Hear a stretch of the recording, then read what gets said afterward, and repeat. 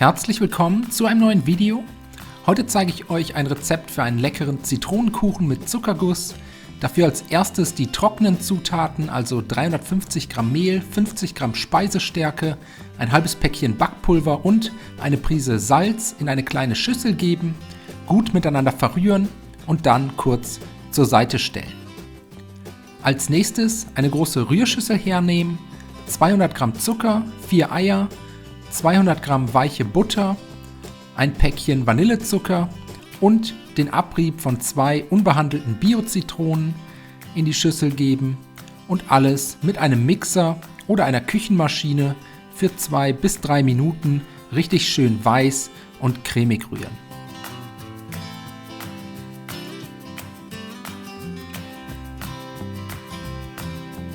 Wenn das erledigt ist, kommen nach und nach noch die restlichen Zutaten dazu, ein paar Esslöffel der Mehlmischung, außerdem einen Schuss Milch dazugeben, dann alles gut miteinander verrühren und so lange wiederholen, bis Mehl und Milch komplett eingearbeitet wurden und ein glatter Teig daraus entstanden ist.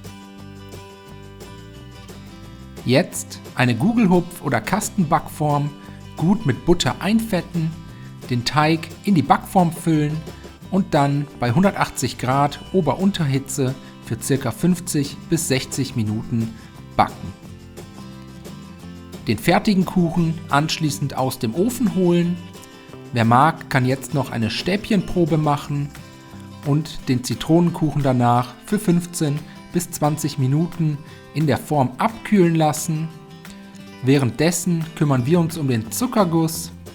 Dafür als erstes die beiden Zitronen auspressen und den Saft nach und nach mit 250 Gramm Puderzucker verrühren, bis daraus ein glatter und zähflüssiger Zuckerguss entstanden ist. Den Kuchen nach etwa 15 Minuten vorsichtig auf eine Tortenplatte stürzen, danach weiter abkühlen lassen und zum Schluss gleichmäßig mit dem vorbereiteten Zuckerguss dekorieren.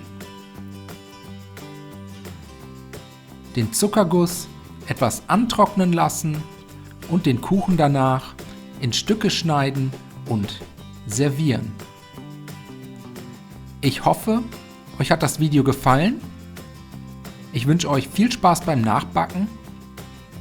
Bis zum nächsten Mal.